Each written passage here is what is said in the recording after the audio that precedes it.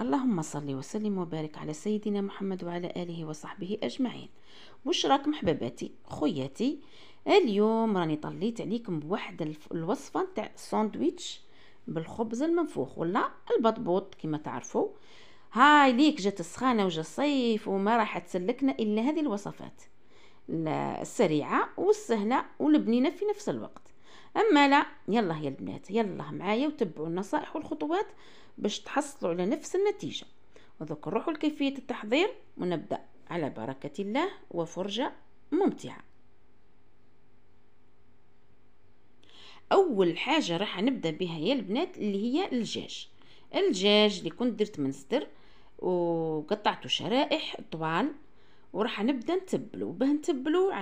عندنا شوفوا 3 سنينات تاع ثوم، مغرف صغيره تاع هريسه، عندي كركم، زنجبيل، دورقيق، فلفل حمار، فلفل اكحل والملح. هذا هو. راح نحط مجموعه التوابل فوق الدجاج اللي كنت لقيت روحي ما صورتهاش، تبلته ومن بعد عاود تبلته لكم يا البنات مره اخرى باش تشوفوا يعني كيفاه درتو للامانه والمصداقيه. انا هنا كي تبلته مرتين لقيتو شويه دالي التتبيله ياسر، بصح معليش جبنين يهبل. رايحه نخلط مليح ولا نحرك، وراح نضيف هنا حنضيف نص مغرف برك تاع المطارد. ما كانش يعني ما عندكش ما حبيتي ما ديريش تقدري تستغني عليها. ونخلط ونحرك مليح. وهنا يا البنات الدجاج الماريني تاعنا هذا لازم يطول في المارينات تاعو هذا باش يشرب التتبيله هذيك مليح ويجينا بنين. خليه من 2 سوايع 3 سوايع، حبيتي حتى ديريه في الليل وغدوه من ذاك وباه ديريه حطه في الثلاجه. ومن بعد درك بعد ما فاتت لي انا 3 سوايع يعني للامانه يا البنات، درت الزيت في المقله وحطيت الدجاج المتبل فوق الزيت كما قلت لكم يا البنات. انا راه جاني متبل ياسر وهكذاك وجبنين يعني صدقوني يا البنات مع الفرماج مع هايل. انا ذاك اللي بقى هذاك كل كليتو هكذاك وحده عجبني والله غير عجبني.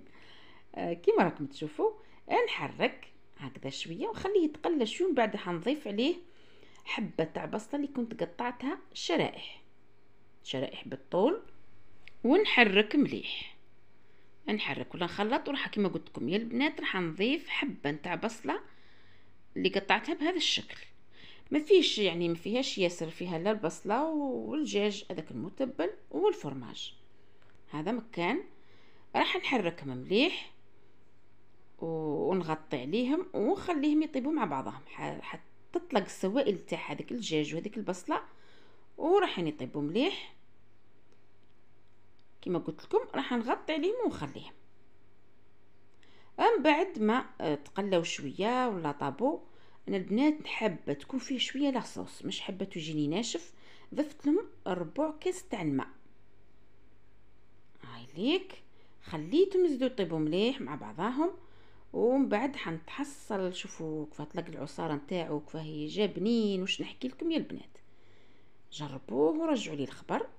راح نضيف هنا كخطوه اخيره حنضيف فرماج رابي اللي درت فيه شيدر، ونغطي عليه ونخليه يذوب شويه. قيس ما يذوب برك، قيس ما يذوب الفرماج. خلاص الدجاج تاعنا راه طايب وشوفوا تحصلت عليه كيفاه جاني هايل. شوفوا يا البنات شهيتكم في الجنه خوياتي حباباتي. هاوليك الدجاج تاعنا كيفاه جا متبل هايل.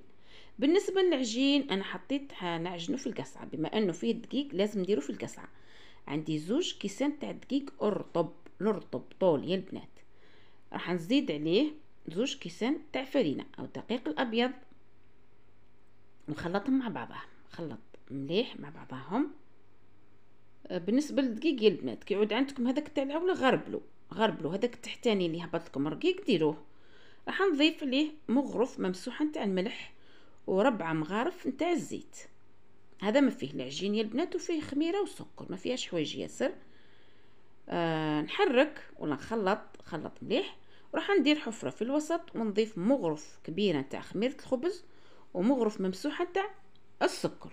رايحه نبدا نعجن، ولا نعجن بالماء الدافي. ندير في ديك الحفره في الاول ندير الماء، ونبدا نعجن باضافه الماء مره على مره حتى نلم العجينه نتاعي، حتى نلمو مليح. هذا هو بالنسبه للماء البنات. داليت حوالي 2 كيسان ونص، وما تقيدوش ب2 كيسان ونص. شوفوا وصلت العجينه نتاعي، وكل وحده والدقيق تاعها كيما ما عارفه نقول لكم. راح نلم العجينه نتاعي بهذا الشكل. وانا العجين بالنسبه للعجين يا البنات انا نحب نديرو على البوطاجي، على سطح العمل، راح نصيب راحتي احسن من القصعه.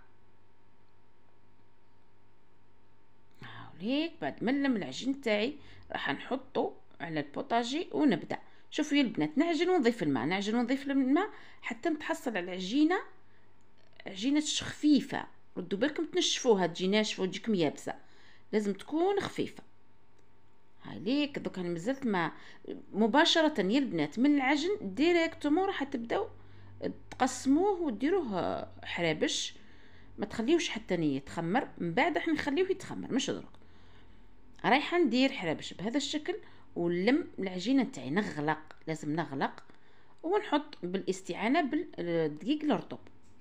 هنا لازم نحط الدقيق الرطب باش من بعد ما يتلصقناش العجين تاعنا. مازالت عندنا خطوه اخرى. بعد ما نكمل الحرابش نتاعي كامل كسا راح نبدا نقرص فيه. شوفوا يا البنات راح نذرذر ولا نرش الدقيق الرطب ونبدا نقرص العجين تاعي. راح ندير على شكل اسطوانه بهذا الشكل. شوفوا يا البنات ركزوا معايا، حلوا في الطول وحلوا في العرض، لازم تعرضوا وتطولوا. في العرض كنتصيبوا عرضوا على نتاوعي انا، هذو عرضوا شوي عليهم. علاه؟ من بعد كتعودوا ديروا في الحشو راح يجيكم اللي كيف نقولوا راح تلقاو تحطوا الحشو نتاعكم. فهمتوا يا البنات؟ على بالك نزيد لكم حبه اخرى. شوفوا يا البنات، طولوا وعرضوا، عجنوا ولا قرصوا بالطول وقرصوا بالعرض هكذا. علاه من بعد الحبه راح نقسموها على 2. ونغطي عليهم. هنا لازم تعطيهم حقهم في الطلوع، لازم يطلعوا مليح. انا هنا راني كنت مزروبه وراه عليا الحال يا البنات، وانا نعتمد على الاضاءه تاع السمش.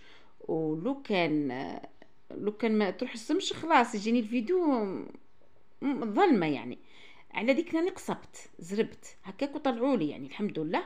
بصح انتم خليهم يزيدوا راح يتنفخوا لكم كي البالو. فهمتوا يا البنات؟ حركوا وقلبوا منا ومنا. حبيتوا ديروا في الطاجين هذا اللي درت فيه انا، حبيتوا ديروا في المقله، حبيتوا ديروا في الطاجين اللي نديروا فيهم المسمن ولا الفطير. انتم وين حبيتوا طيبوهم يعني. حتى في المقله راح نطيبوا هايلين كيما كنت نقول لكم يا البنات.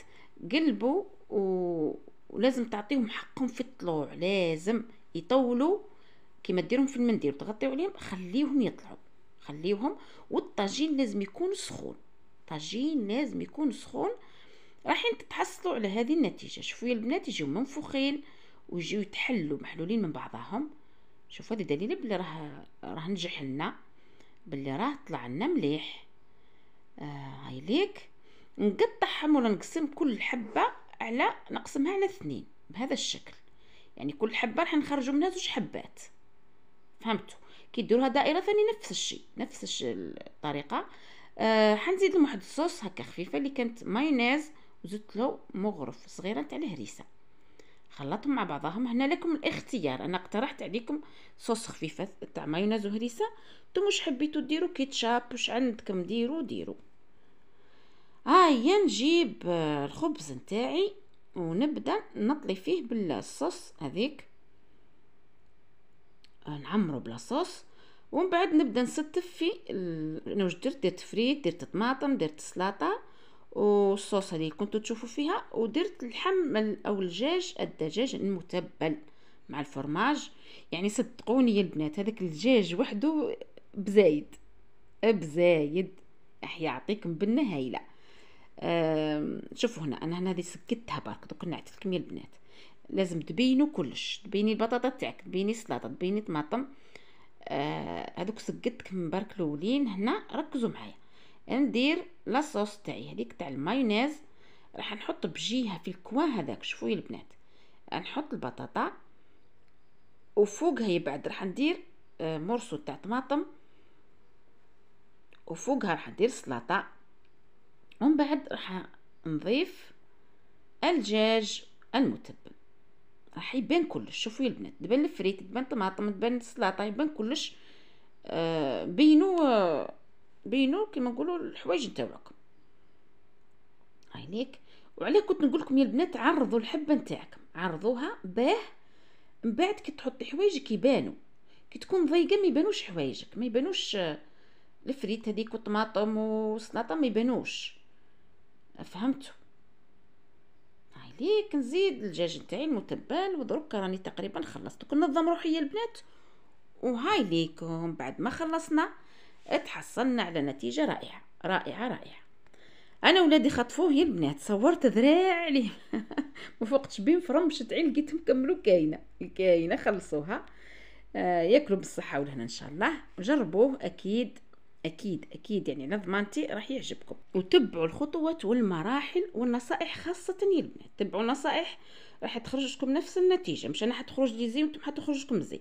لو كان تبعوا النصائح كاملة راح تخرج لكم كيما خرجت لي انا.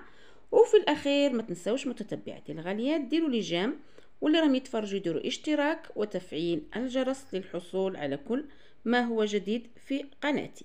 وفي الأخير أستودعكم الله الذي لا تضيع ودائعه، ونلتقي في وصفة جديدة بإذن الله. والسلام عليكم ورحمة الله وبركاته.